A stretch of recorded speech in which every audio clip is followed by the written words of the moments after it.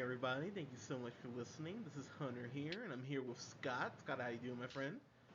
Doing well, Hunter. Thanks. Always good, glad to be here in your beautiful voice. Oh, You know. thanks, Yeah. thanks, buddy. And Yeah, and you're I'm welcome. and I'm here with sexy Colin. Colin, how you doing, sir? Oi! I'm What? ready to review this fucking film. Whoa, that got intense very quickly. That's how all the dialogue is in this movie, right? Yeah, basically. So we're You talking about. sounded just like King Arthur. You really Yeah. did.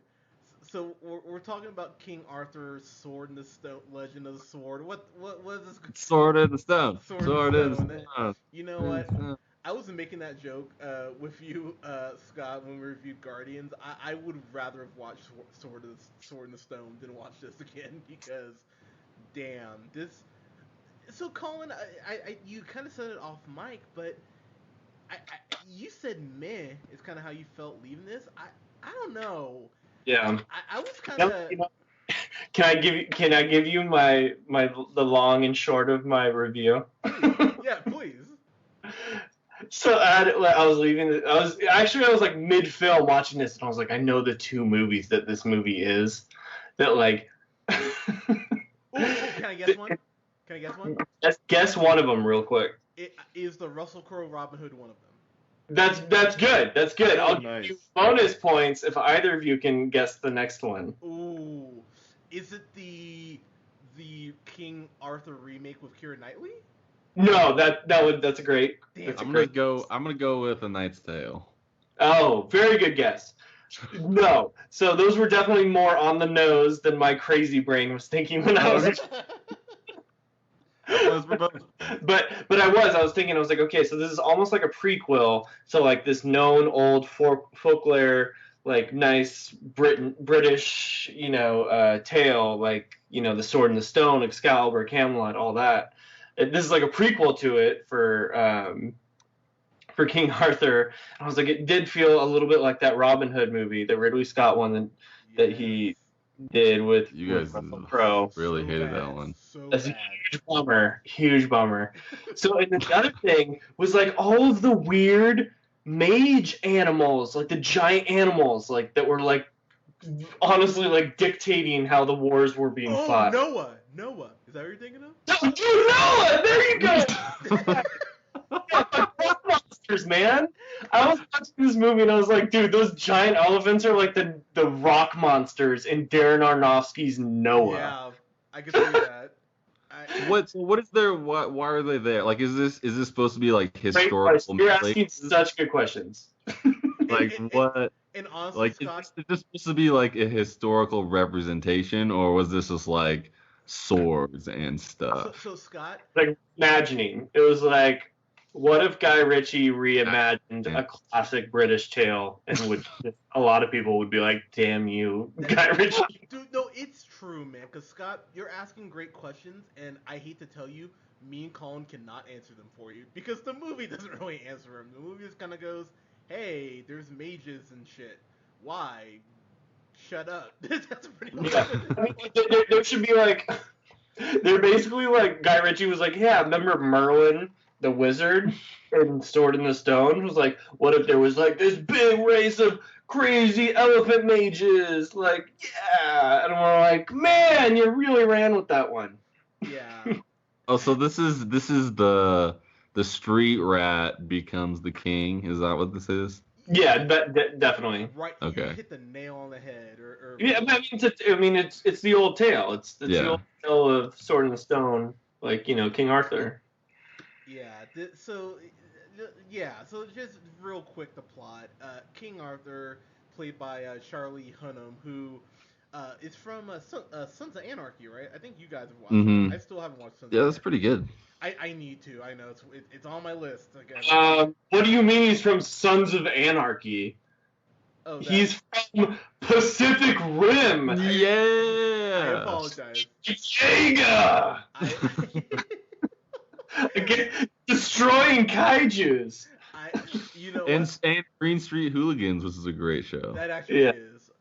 Yeah. And You- Children of Men, surprisingly. He's like the lead actor, and I mean, I don't love the movie because of the lead actor, but he's the lead actor in one of my favorite movies of all time. Yeah. Well, it's That's just has to say something, right? Yeah.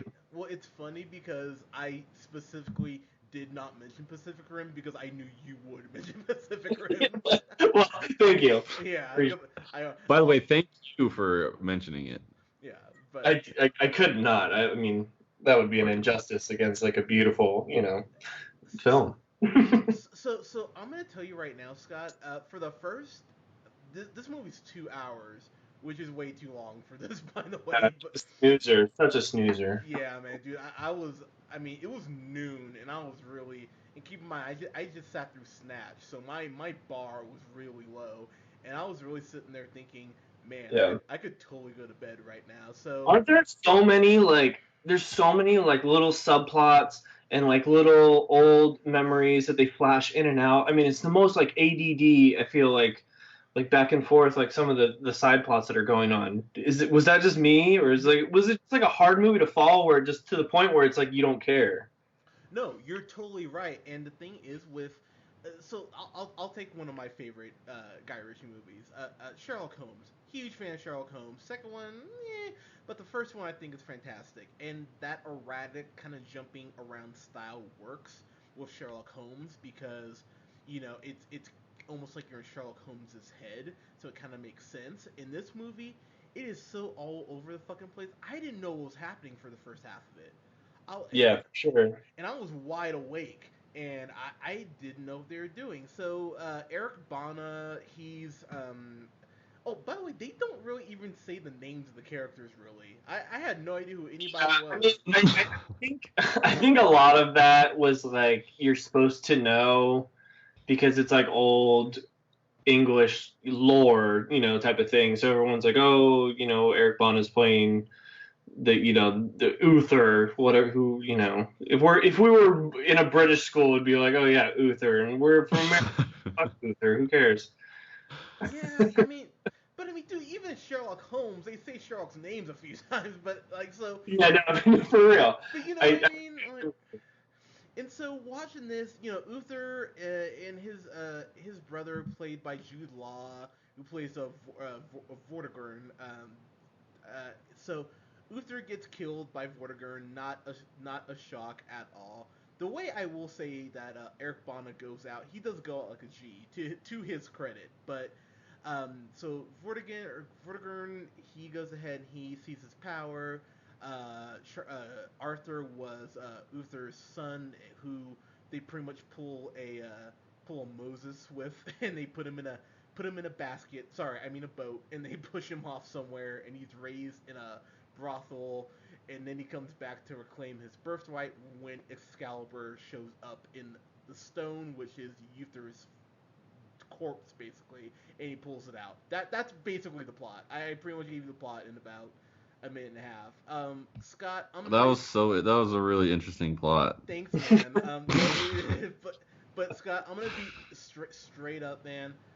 Be straight with me. I was watching this movie and I just went, no one knew what they were doing here. That's the only thought that kept running through my head. It felt like there were about probably 3 scripts, and they just mashed them all.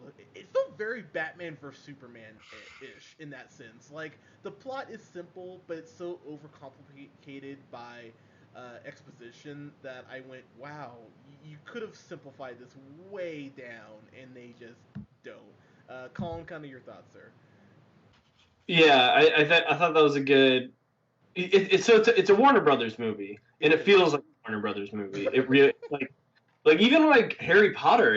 It's just like that dark kind of ominous vibe the whole time. There's all these flashbacks. There's lots of slow motion. I mean, it's very Warner Brothers. It is like Hunter was saying, like kind of like the Batman, v Superman. Dawn of Justice garbage at times. Yeah, but I mean, it's your typical King Arthur story. Some of it's cool. I'll give it credit to Guy Ritchie making a cool like young King Arthur growing up, becoming a badass, living in Londinium, learning the ways of how to be. Is that the name of London? Is that like Yeah, that was literally the name of London back in like Camelot days, okay? like when they wrote it, I guess. But he does like a decent job, creating this young kid coming up in the hard streets, becoming King Arthur.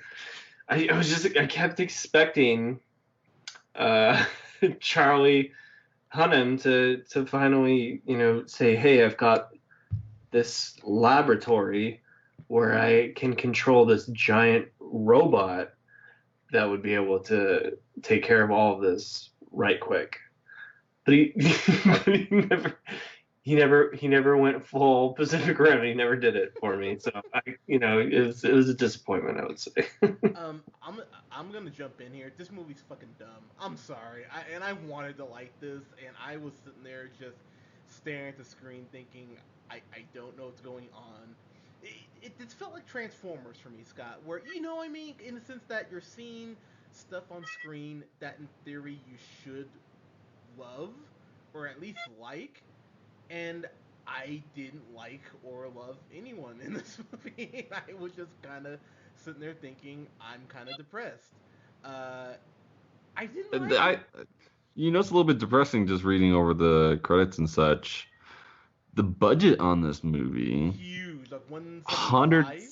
$105 million. Yeah, 175, right? Yep, opening weekend 14.7. Like they lost a lot of money on this. They're not gonna make that back. If they only made 15, not even 15 million, and they have to do 10 times that, and your first week is always your highest grossing, there's no chance. They'll never pay that budget back. No. Well, you know what's crazy about this is that apparently, and I read an interview with Guy Ritchie, this was apparently in his mind was supposed to be the first of not one, not two, not three, but 6 fucking movies.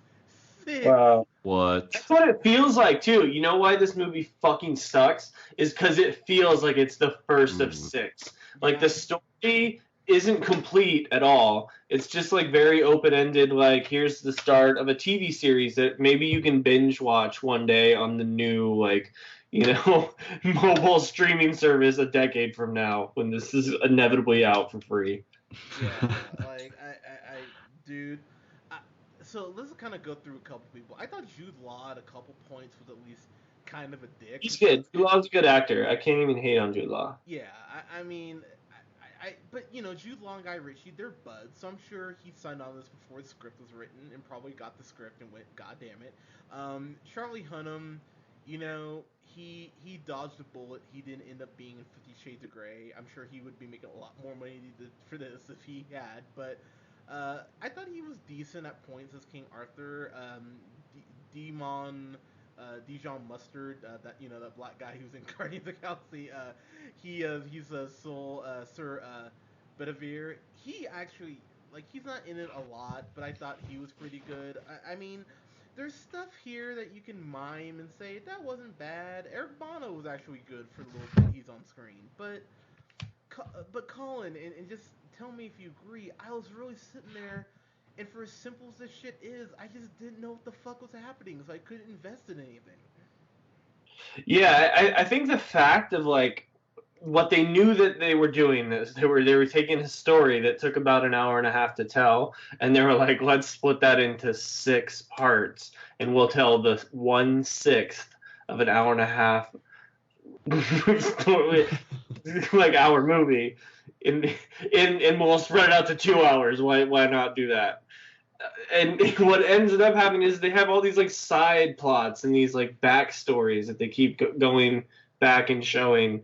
And I'm like, I was with you. I was like, is this all one storyline? What the hell is happening? And nothing really happens for most of it. It's just kind of he grows up really quick. Yes. With 5 minutes, he's a boy and then he's a man, and then it's just Charlie Hunnam, and he gets into a series of events, and he's just kind of really strong, and that's cool. That's good. So so are the next movies going to be about him doing stuff as King Arthur? Like, Yeah, but let me tell you what.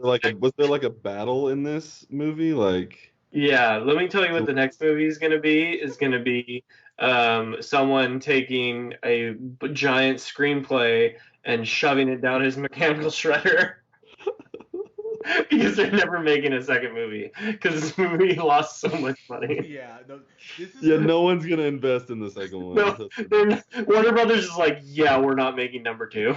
yeah, this falls in that same hilarious pile as a movie like The Golden Compass and Pan, where it's like, oh, Yeah. like you want to see more of these, right? Like fucking Lone Rider or whatever. Oh, Lone Oh, Ranger, yeah. Lone Ranger Just, with Johnny Depp. but I'm gonna tell you right now, Scott. Jesus Christ on the cross, this movie was so boring at points. I was fighting to stay awake. This was like watching C-SPAN, Scott, at a couple points. I'm sitting there, it's like, man, you're talking about war and death and mages and magic, and I should fucking care, but I could not care less. And Is there like a big battle at some point in this movie? Well, the biggest battle, well, I mean, one of the biggest battles happens right at the beginning, and that's when the mages and their giant army of people are coming to storm Camelot. Mm-hmm. And that's when Eric Bana is king. It's when, King Arthur is a little baby, just like a little tiny itty bitty baby. Little baby Arthur. yeah, Yeah, baby Arthur. And like the mages storm the castle with these giant elephant monsters, of course, as they do. And yeah, and it's pretty. It opens up pretty epically. Like Eric Bana like jumps and he's got a sword and he like goes straight into like the mages like throat, and you're like, look, yeah, Eric Bana, fucking Hulk. yeah, exactly. The original Hulk, or one of them. Yeah. So I mean, there's a cut there. Like, I would definitely say there's a couple action scenes that are like kind of cool. There's definitely that Guy Ritchie scene where they're talking about, it seems like they're talking about the heist, but it's like, all these like smooth talking, London fucks, like talking about how they like, got away with like beating up these Vikings. Dude, Anyway, there's cool points. Scott, I'm gonna tell you right now, man. Like, I've been a Guy Ritchie fan for a while. As much as I do not like the Lone Ranger Army Hammer, actually after that last movie he did, I actually Free Shot or whatever the hell it's called, I actually enjoyed him more. But I'm a huge Guy Ritchie fan, and everything I love about Guy Ritchie was just done so poorly here. I could not have given less of a fuck about this movie. This might make my top 10 list just on principle, because if you put a gun in my head and you're like, tell me something cool about it, I'd be like, well, there's this one scene with Excalibur that's kind of like Max Payne, where they slow it down and he like slashes a bunch of people. But I mean, that was kind of cool. But I mean, outside of that, I mean, you have the elephant mages or what, the elephant mages. That would have been great, elephants as mages. I would have watched elephants casting spells and shit. But yeah, you have the giant elephants at the beginning of the movie. Why are they there? Who the fuck knows? And then there's a giant snake at the very end. Again, why is it there? Who the fuck knows? And just some of the CG in this movie is really bad. Like, some of it is very noticeably. That snake at the end, Colin, I don't know about you, but that looked like that lion from a 10,000 BC, where Yeah. where it's so shitty looking you can't believe it made it past the cutting room floor. So, I mean, before I throw it back to you, I'm going to give my grade, because honestly I have nothing else to say about this. Charlie Hunnam was okay at points. You know, so Scott, I will ask you before I give my grade, what is the most, think about it, what is the most cliche way you can think of for like a King Arthur movie end? Like how do you think this would end? Someone getting like knighted or something. Oh, Or... you are, and Scott gets the square. You are right on Hey! right on the dot. But they double up. So King Arthur is the last one to get knighted, of course, because arise King Arthur, and then you see them constructing, what is it, a table, and it's round. It's like, oh god, like it. Yeah, they're trying to set up the next movie is so hard. Yeah, like like Scott, it sets it up for a next movie, like Independence Day Resurgence sets up for another movie, and remember, Oh, yeah. it really does. Like they show part of the table, but it's clearly round, and you see him raise Excalibur, and like a beam of light shines off Excalibur, and an American bald eagle flies by, and it goes to London or whatever the fuck. And like it's pretty much like that the way it ends, and it's dumb. And I was really sitting here, and even the stuff I liked, I don't like enough to ever see this again. So I was angry, honestly, for the first hour because I just didn't know what the fuck was going on, and it didn't grab me really at all. So yeah, it's I'm gonna stop short of a go fuck yourself, even though I kind of feel like I should give it one, and I'm gonna give it an F. I just thought this was stupid beyond belief, and I don't know why. I'm happy it lost its money. I'm happy that we won't get a second one of these because this just needs to go away. Hopefully, the new Mummy movie does the same thing. But but yeah, you know what? No, this is a go fuck yourself. No. Like I'm sitting there thinking about no, it's a go fuck yourself because I'll never watch this again. If this was on cable and I was hungover, I would try to find my remote so I could change it. I don't even want this as background noise. It's dumb. I'm sorry. I hated this. So yeah, go fuck yourself for me. Colin, your final thoughts, sir. Yeah, yeah. I think it's probably the worst Guy Ritchie movie. It has to be. I don't think there's any other Guy Ritchie movie he's done that's worse than this. So, yeah, it's it's definitely very forgettable, especially the fact that it is setting up for a sequel and it's not going to get one. Like, is hilarious and very sad, and it's only going to make rewatching this movie almost like you would sit down and watch this movie and you'd be like, I'm just getting more and more depressed about my life, just reminiscing on the fact that this movie exists and how bad it is and how there's no sequel to it. Yeah, it's pretty bad. You get the Guy Ritchie charm wherever he can fit it in, and it's not too douchey. So yeah, I don't like the way his career's going. Um, I'm just, but I wasn't mad at it. I was trying really hard to give him the benefit of the doubt, the majority of the movie, and try and focus on the plot and be interested. But it's a snoozer. So I'm just gonna give it a D. It's a bad, which is so low for a Guy Ritchie movie for me. You have to understand, like True. Guy Ritchie always gets like good grades from me, and this is fucking not good. It's a D. Yeah, no, and that's fair, man. And trust me, I wish I could even get to a D with this, but I mean, just thinking back to the quick cuts and the action, and I'm just like, man, there was nothing that made me go, oh shit, that was cool. Okay, there's one scene where um, Jude Law kills this kid's dad in front of him, and it's just such a dick thing. Like the way he does it is he's such an asshole, and I did kind of go, damn, that's fucked up at that scene. So I'll give it credit for that, but everything else is just not chill. So yeah, don't expect to see a sequel to this, even though they really hammer home they want to do one. But yeah, not great. But guys, what did you think of King Arthur, Sword in the Stone? That's what it's called, right? Not Legend of the Sword, Sword in Stone, right? Correct. That's Okay, right. all right, perfect. That would have been a better title. I would have at least laughed at the title for that. But guys, follow us here on SoundCloud. Subscribe to us at the Real Pineapple 775. You can follow yours truly on the Twitter at JHunterRealPineapple. Follow Scott on Twitter at. Newman the First. And you can follow Colin on Twitter at. The Real O'Neill. And like us on Facebook at the Real Pineapple. Guys, I will have my first in a new film series I'm starting this weekend. I'm going to be reviewing all the Harry Potter movies. So I will have my first Harry Potter review up this weekend. I believe that's Order of the Phoenix, isn't it? The first one. The first one is No, it's Sorcerer's Stone. Yeah. or if you're in London, it is the Philosopher's Stone. Ooh. Whoa. A little bit of Potter trivia for you. You know what's funny? I've only seen the Harry Potter movies once.